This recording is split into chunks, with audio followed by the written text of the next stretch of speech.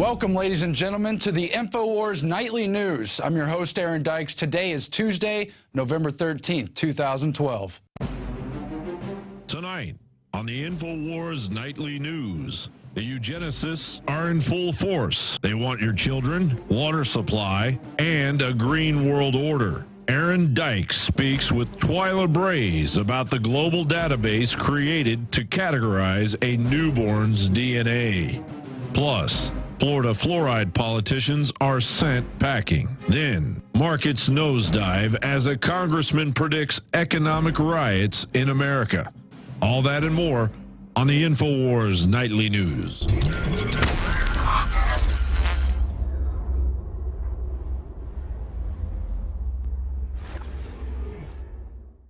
Tonight in the news, stocks tumble as Congressman predicts economic riots in America. Kurt Nemo has the article. Stocks tumbled again today on fears of the rapidly approaching fiscal cliff in the United States and a failure by Eurozone finance ministers and the IMF to decide how Greece will resolve its sovereign debt payoff.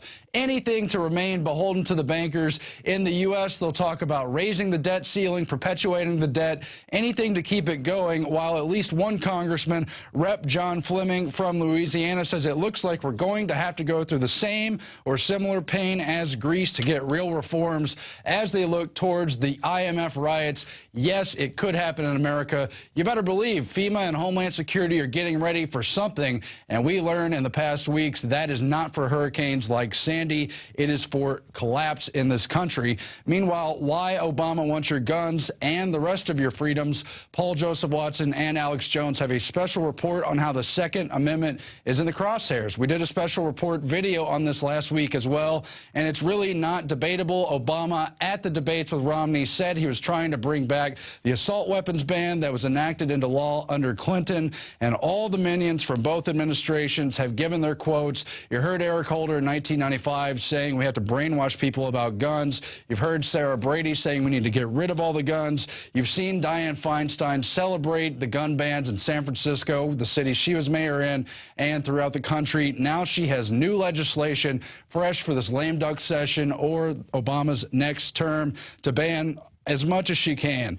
Pistol grips, high-capacity magazines, eliminate grandfathering, and ban the sales of weapons in possession, all of it eroding her rights. You've got Obama's record as a state senator, later as a U.S. senator. He's just in favor of practically all kinds of bans. It's all on the record, and you saw 18 months ago Obama talking to the Brady Center. The report came out. He wanted to attack the Second Amendment, quote, under the radar. Shortly thereafter, we saw the Fast and Furious scandal emerge. And one of the major responses to that was bureaucratic red tape through the ATF to impose new restrictions on gun shops, particularly in the Southwest states, on things like more than one semi-auto. Also an encouragement to spy on the customers and just more paperwork all around. You've also seen these ridiculous regulations on shotguns, attacking and essentially banning anything with more than 2 cartridges. That's almost everything, and it just fits in with the larger picture of disarming the population. It's gone on throughout history. Whenever tyranny crops to the top, and no, this is not about Obama, it's about a system out of control, over-concentrated in Washington, they go for the guns. They do anything to dispower the citizens. Here's the voice of tyranny right here. Adolf Hitler in 1938. The most foolish mistake we could possibly make would be to allow the subjected people to carry arms. History shows that all conquerors who've allowed their subjected peoples to carry arms have prepared their own downfall by doing so. They're trying to keep power for themselves and keep it away from you. Meanwhile, Adon Salazar has the article, citizens from 34 states petitioned the White House on their website to secede from the U.S. Obviously, this is not going to have teeth, and Obama's not going to lay down. But on the other hand, it's a very iconic expression of the frustration in this country, the unrest that's brewing over the fact that we've been disenfranchised. Our candidates have been selected for us, sold through the media, and then we could have no faith in these electronic voting machines, all the shenanigans going on throughout the primaries and the elections. It's no wonder that yesterday, 20 states were talking succession, that is citizens from those states. Today, it's 34 4 of those states, and many of them have reached the threshold of 25,000 petition signatures that would require an official response from the Obama administration. Texas and Louisiana, the leading states there, many others reaching the threshold as well. Now, of course, they'll just spin that as racism against Obama and his administration. Folks, Obama doesn't represent ordinary black people any more than George W. Bush and Mitt Romney represent ordinary white people. They are elites in service of the banks, in service of the global agenda that's empowering entities like the United Nations, the World Bank, the IMF to take you over and control you through the collectivist system. And that's why I want to shed light on black genocide, on the real eugenics, the real racism, because we came across clips throughout this campaign of black people speaking out against their own interest. And this is not just about race. This is about people buying into their own enslavement, buying into their own destruction. Just take a look at this. Shock Obama supporter says abort, quote, ugly-ass, nappy-headed kids. And again, this is an African-American woman who is in favor of the fact that 52% of blacks were never born, that there's this unspoken genocide going on. This film right here, we carry at Infowars.com as a powerful weapon. It's going to wake you up if you don't know about this. It's MAFA 21. It focuses on the black community. It's got experts, including Pastor Clenard Childress, from within the black community, exposing how at the end of slavery, the system changed to focus eugenics on the targeted populations it didn't want to see grow, that it wanted to make sure it controlled. And you see this through the whole ward of the state mentality as well, and how between the periods between slavery and the legalization of abortion, they were just trying to do anything they can to get birth control into the black communities. Margaret Sanger, who founded Planned Parenthood, created the, quote, Negro Project to recruit black pastors to convince their flocks to accept this birth control, to later accept abortion, you name it. And it's just disgusting. Let's roll some of these clips right now. Eugenics organizations began calling for the U.S. government to add birth control chemicals to the nation's food and water supply. It was even suggested that this strategy could be specifically targeted at urban neighborhoods. This idea was widely embraced in the eugenics movement and taken seriously enough by the government to be discussed at a 1969 meeting at the United Nations. Under the plan being considered, a couple could apply to the government for permission to have a child, and if approved, they would be given an antidote to the population control chemicals they had ingested in their food and water. Interestingly, the idea that government should have some sort of licensing agreement to regulate who would and would not be allowed to give birth was not a new one. In 1934, Planned Parenthood founder Margaret Sanger had proposed that the U.S. government implement a system in which women would not have the legal right to have a child without a permit from the government, and that these permits would only be good for one baby. And that's just a small clip from a very powerful film. Of course, I want you to pay attention to the fact that they were talking about putting birth control supplies in the water supply. Do you really think that just affects one particular ethnic group? That's going to trickle down to everyone. We're going to get back to that. But first, I want you to look at some of the modern day people buying into their own enslavement, their own hate, celebrating the abortion of the black community. Can we please roll that? Country all the way up, but you expect Barack Obama to fix it in 4 years? It don't work like that, mother. It don't work like that. Then you want to get rid of, you want to make abortion legal. That don't make sense, mother. What we gonna have all these little ugly ass nappy-headed kids running around here hungry for? That don't even sound attractive. Why would you get rid of? Come on, Mitt Romney, you need your ass wet. Look, I've known a lot of black people. I grew up next door to a black family. I had a lot of black friends in school, a lot of other acquaintances that weren't my friend. Some bad people who are black, but different people all around. Everyone's unique, including in any ethnic group. We're all people. We can all flourish under individual freedom, under the enshrinement of the Bill of Rights. We want to try to bring everyone up to that freedom, not reduce all of society to a dependent class by a centralized government. What if the real racism is these cramped urban centers they're fitting everyone into? Yesterday, it happened to minorities in these tightly compacted cities, that horrible dependency you see in big inner city situations. Tomorrow, it's going to be Agenda 21 trying to cram everyone, including the yuppies, into those centers. What if the real racism is turning your back on the right to freedom of speech, the right to bear arms? Most of the excuse me, some of the first gun control laws in the U.S. were aimed at blacks who had been freed after slavery. What if this is all about control? Well, let's look at this memo. It's from 1969. It's from Bernard Burleson. He's the president of the Population Council, funded by the Rockefeller Foundation. It is sent by Frederick Jaffe, who comes from Planned Parenthood World Population. These are dyed-in-the-wool eugenicists. Both received Margaret Sanger Awards. And here's what they have in 1969: proposed measures to reduce U.S. fertility. And it shows in this document that I know we have a graphic of, I hope we could show that, how they wanted to encourage homosexuality, how they talked about fertility controls in the water supply, just like you saw in that documentary. But look at this. They wanted to discourage private home ownership. I thought it was a burden to the taxpayers, all these extra people, all this overpopulation. No, they want to discourage private home ownership. They want you part of their collectivist system so they can control you, so they can enact the other stuff on this list where they want payments to encourage abortion, payments to encourage contraception. They want compulsory sterilization if you have more than 2 kids, except for a few who they prefer. They want to confine childbearing to only a limited number of selected adults, and they want all kinds of other benefits reduced and tied to how many children you have. This has happened. It's documented in MAFA 21. It's documented in books like War on the Weak by Edwin Black, which covers the eugenics tragedy in detail. And this is just part of history. But look at this. 1969, again, this memo comes out. Only a couple of years later, Roe versus Wade becomes law. They talk about policy for abortion and sterilization on demand. Just a snapshot of how they control everyone, starting with some of the most underprivileged and targeted minority groups first, because they're vulnerable populations. But again, this is about everyone. Just as Jesus said, what you do unto the least of these, you do unto me.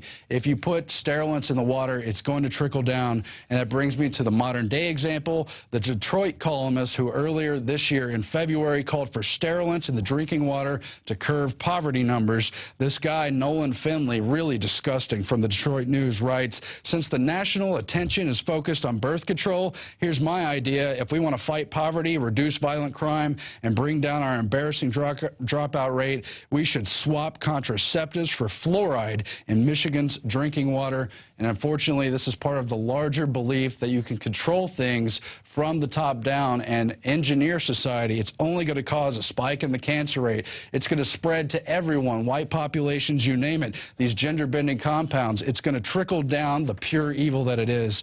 And then you've got these bioethicists who we're getting to in just a minute. You've got the Oxford professor bioethicist who said, fluoride's not enough. We need to have cognitive enhancers in the water of all kinds. We need to add lithium next to control the population and other drugs down the line. You've got another bioethics professor from New York University arguing we should mass drug the population to make them more environmentally conscious.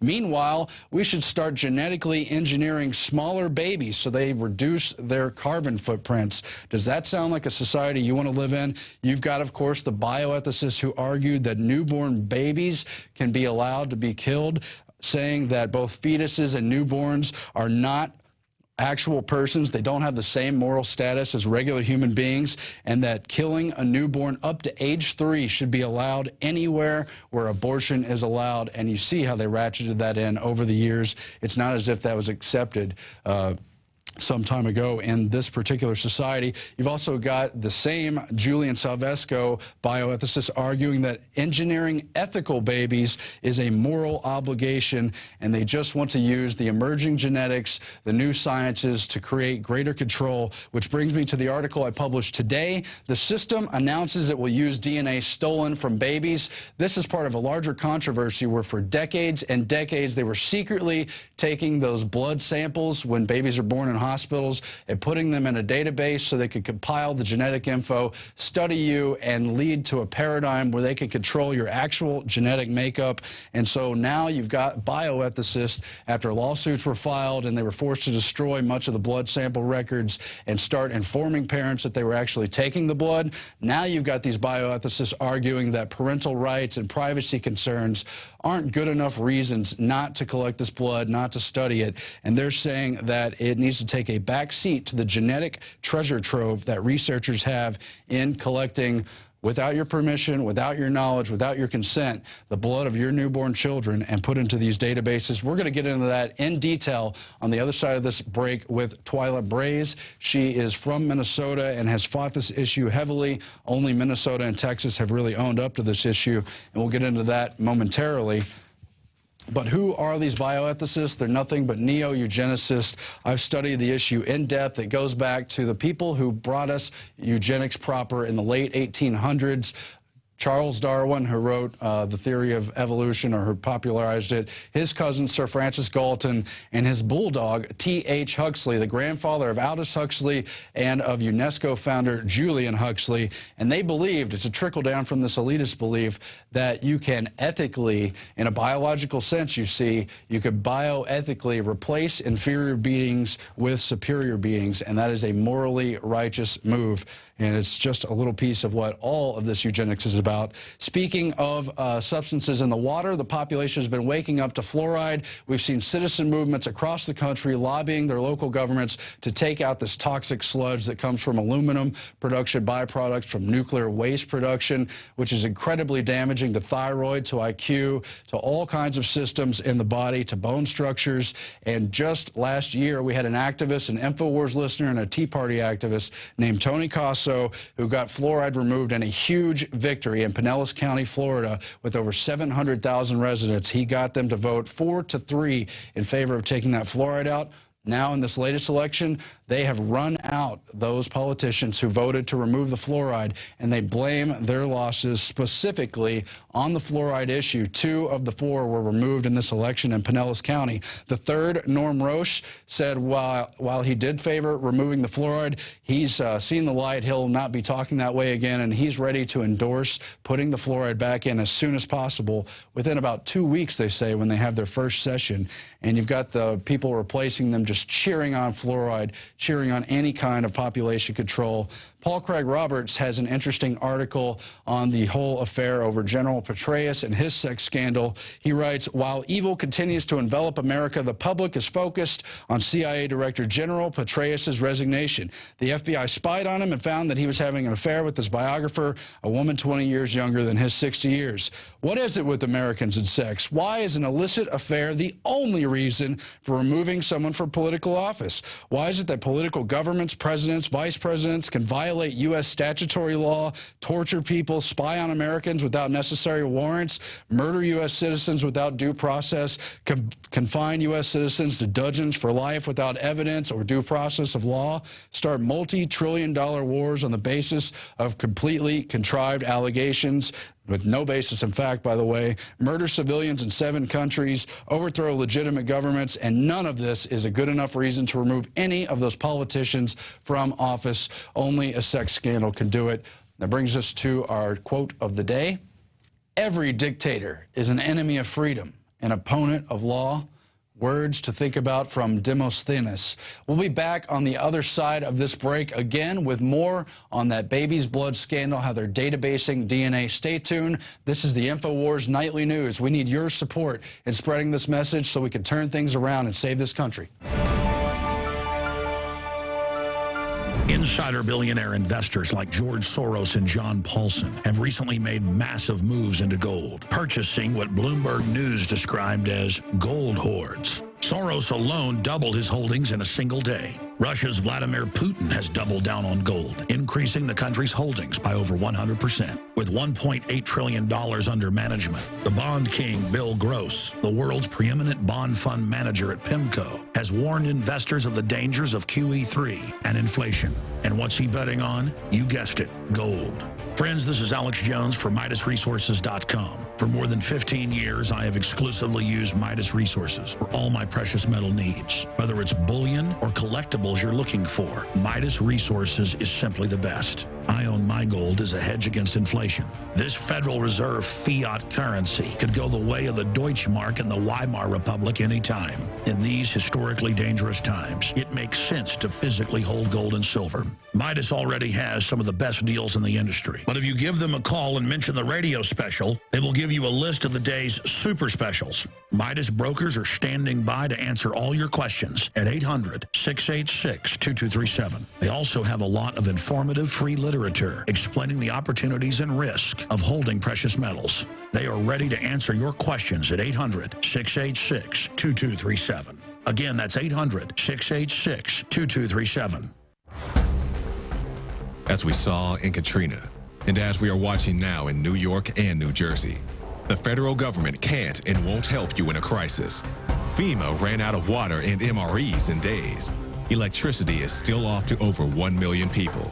The Red Cross, who is quick to beg for money, is now slow to react. Don't put it off any longer. Get prepared today. The Infowars shop is the largest distributor of ProPure water filter systems. And now, get 15% off your ProPure order with the promo code WATER15. While you're on InfoWarsShop.com, check out these other great preparedness items.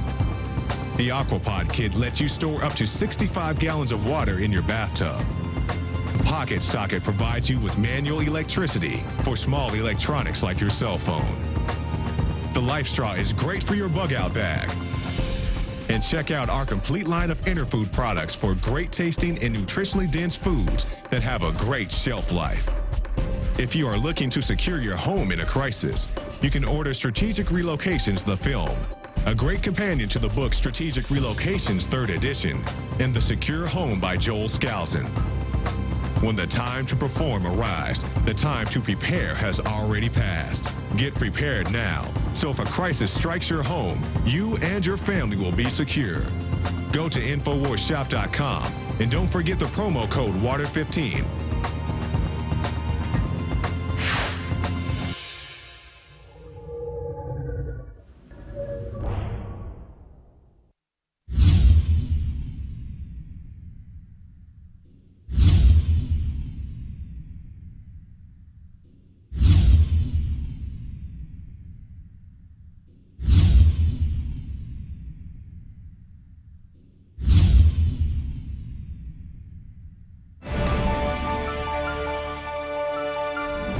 We are back on the Infowars Nightly News, and we covered in the last segment how bioethicists are arguing for the right to steal newborns' blood for the global DNA database.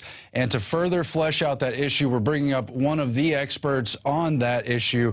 It is Twila Brase. She's head of the Citizens Council on Healthcare, CCHfreedom.org. She also has the website itsmydna.org. She's been exposing this issue for years, as there have been lawsuits in Minnesota, Texas, and other locales over the privacy rights, the parental rights, and the right to not have the state claim they own your DNA. You're also involved in so many other citizens' health issues. Thanks for joining us, Twila. Welcome. I'm glad to be here. So we've got the latest journal paper here. We've got the latest journal paper here from these bioethicists, and they're really complaining about all these lawsuits, the movements by parents to say, no, you don't have a right to automatically take my child's blood without consent, by the way, and store it in a database, study it, research it, and do whatever kind of testing and screening you're going to do without proper disclosure, without the right process. They don't even have a legal statute, as I understand it. Can you tell us more about this? Yes, every state, every child, well, almost every child, about 98% of the 4.3 million children that are born every year are tested, and it's called newborn screening. It used to be called PKU, and it's when the hospital comes in and they prick the heel of the baby, and they take several drops of blood out of the heel and put them on a special filter paper. Now, what a lot of people don't understand is that that filter paper does not go to the hospital lab for testing. It goes directly to the state health department, and a lot of health departments have decided that this is very valuable information, the DNA of the child, and they are keeping those cards with the special filter paper for the purpose of genetic research and other research in the future. And a lot of parents don't have any idea, first of all, that the screening is even happening. Second of all, that it is actually a genetic testing process that the government is doing. Or third, that it's not the hospital at all. It's the government that's finding out this information about their child, entering it into a database, and then keeping the children's DNA. So that's the process that's going on across the country. It's been going on with the PKU since the mid-60s, but newborn screening really started to advance in 2001 when they added a whole bunch of new conditions in 2002 and 2003, a lot of new conditions beyond the PKU test. And eventually researchers really want to look at the possibility of doing a full genomic scan of every baby at birth, which means their entire genetic profile, part of a government record, as well as perhaps part of a medical record of that child, all without really the parents' knowledge. And in the future, of course, this child grows up to be an adult who doesn't and didn't know that their entire DNA has been opened up by the state government at birth. It's incredible. And you said it in that statement. Alex has covered it for well over a decade. This has been going on for many decades. People didn't know about it. There was a lot of denials. Finally, because of a lot of lawsuits going on, they had to admit, and they had to, in many cases, institute genetic privacy laws. But tell us what happened once those laws got on the books and how the system tried to get around it. Well, I guess what I would say is we discovered this issue in 2003 just kind of by happenstance here in Minnesota, and we started going after it because we realized that parents had no idea about the screening, and then we discovered the DNA warehouse, and we knew parents had no idea about that. But it took us 8 years to come to the point where we successfully got this to the Minnesota Supreme Court and ruled in favor of the parents. And previous to that, because of our work, Texas had also, actually a Texas reporter had discovered this on her own after listening to what was happening in Minnesota and did several articles, and several lawsuits have been filed down there. And 5.3 million of those special filter cards had to be destroyed in Texas. And the ones here in Minnesota are soon going to be destroyed as a result of winning the case a year ago. So, but now, what you have to understand is this is only 2 states out of 50. Several states, as a result of our efforts, have changed their laws to allow consent or what we call dissent. And the researchers really want it to be dissent, which means that they can use and share and store your child's DNA, the baby's DNA, unless or until the parents actually take action to stop them. They call that opt-out consent, but it's really not consent at all. Consent is what happens when the individual or the parent actually writes on the dotted line that the state can do something. But if they haven't written on the dotted line that the state can do something, the state can do nothing. That's what consent is. You can't do anything without the actual signature. Dissent, which is what the states want, it's what the researchers want. It is where they can do anything that they want unless you take action and write on the dotted line that they can't. And so that's really what's starting to happen around the country as the DNA of children is being looked at as valuable. And this latest report that came out from these bioethicists, really they look at the DNA and they call it a valuable resource. A treasure trove. A treasure trove, a national treasure. And so what they're saying is that your DNA, which is the most personal and private thing about you, actually, a lot of people don't want to know what their own DNA says because they're worried about how it will impact their life. And yet we have researchers and state officials who say that the DNA should be property that is used for the good and for the health of the nation, of other citizens. But that really denies you your right to your most personal property and information that you don't want to know necessarily, and you certainly don't want somebody else to know or be able to use perhaps against you.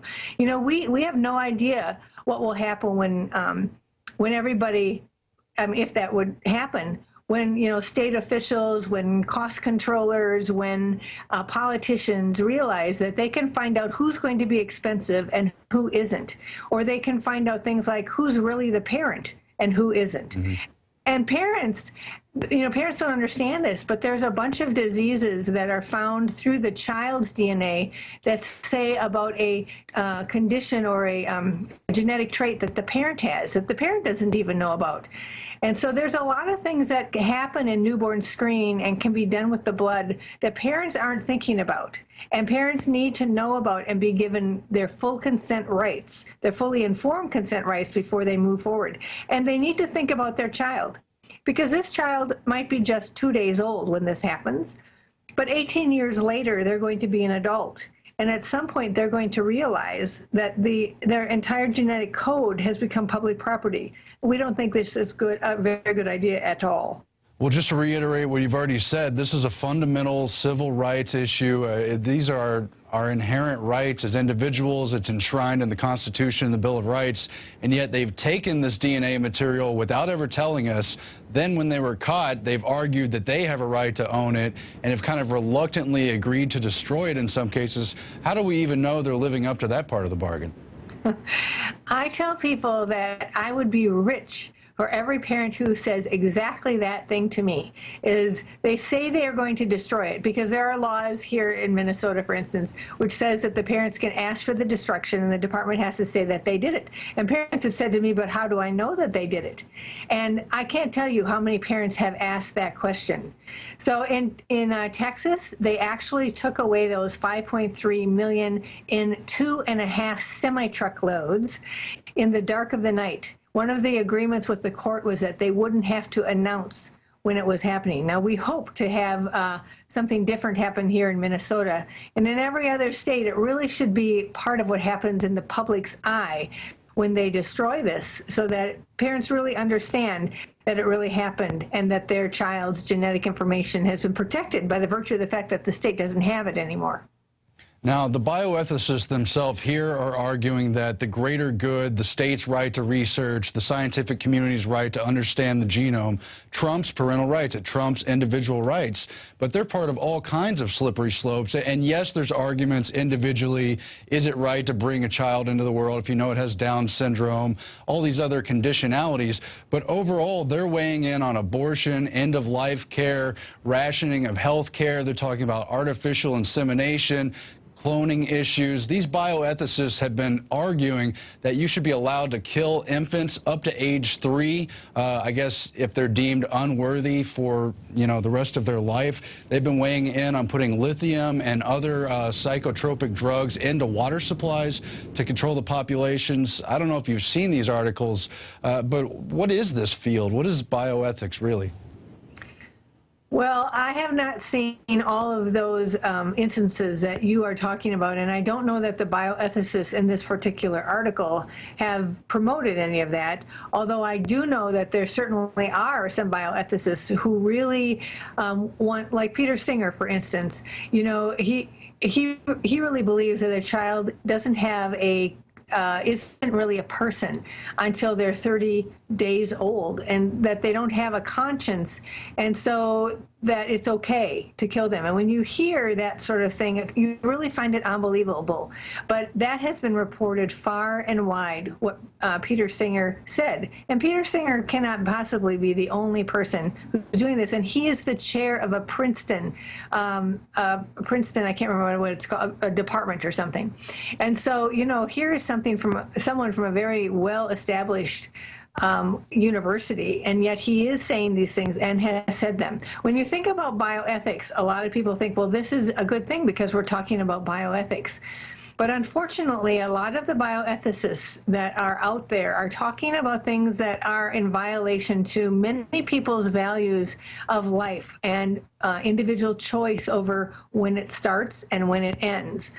And so I think when you start looking into bioethics, you'd like to find something else. You'd like to find people who would maybe support you at the end of life, or support you having a disabled child, support that kind of decision. But all too often we find bioethicists that actually don't. Now, there are those that do, but it's important to understand that bioethics is a little bit about what they think, what their ethics are. And it's all under the rubric of bioethics, but it's awfully amoebic. It's awfully, it can be what they want it to be. Well, my research shows it goes back to eugenics, and it's part of the Brave New World, the kind of stuff we see in films like Gattaca, of the emerging ethical debates in the years to come. But can we tie this in with socialized health care? It's a huge debate, very partisan issue, of course, in America. Everyone has their own opinion. But stuff like taking baby's blood without informed consent at birth, making decisions on who has the right to health care, where is this going? Is it going towards a totally collectivized system where the individual loses most of his rights? Are you talking about the DNA particularly, or just the healthcare reform in general? Just in general, yes. Okay, in general. Well, I think that when we look at healthcare reform, there are so many things in the law that are of deep concern to us, including the fact that health plans, if they don't consider that a doctor is giving quality medicine and they get to determine what that definition is, then that physician can be delisted, can find themselves not being able to access any patient. So that's, and that is just probably like 8 or 10 lines of the bill.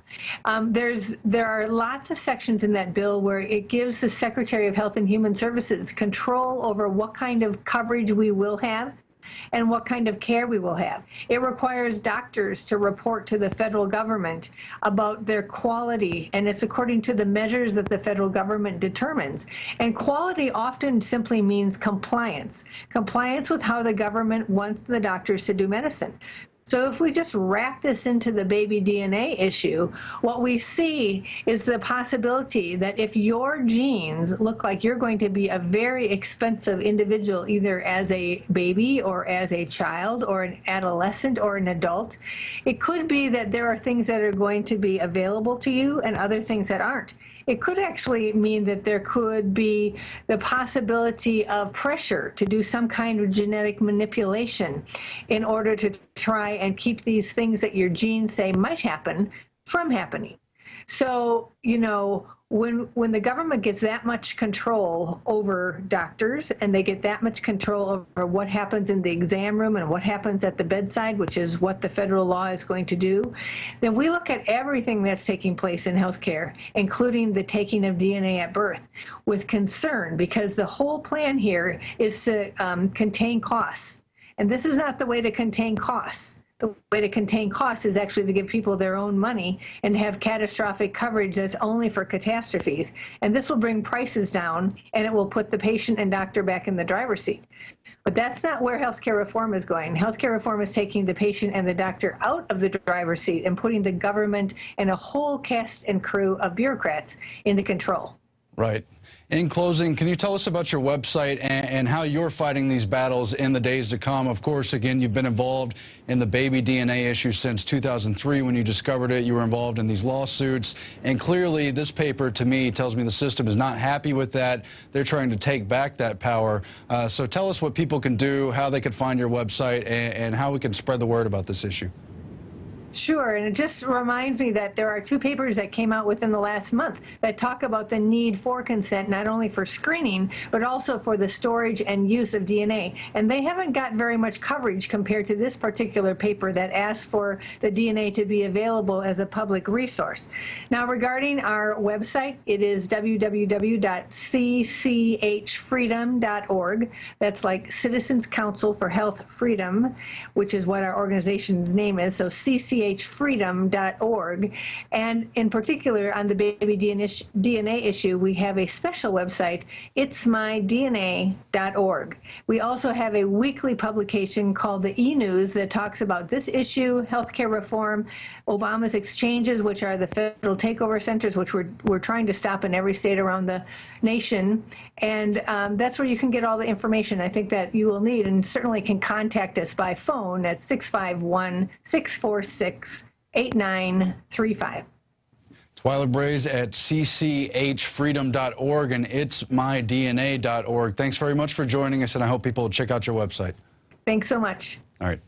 And that's all for the Infowars Nightly News. We'll be back again tomorrow, but I want to remind you, prisonplanet.tv, where you can support this broadcast, but also share the wealth of information and knowledge with your friends. You can share the passwords with up to 5 other people. You can also start your own account, fight the Infowar your way at planetinfowars.com. And, of course, our bold and bad new Infowars magazine coming to you monthly. You can get yearly subscriptions. You can buy it in bulk. Check it all out at Infowars.com.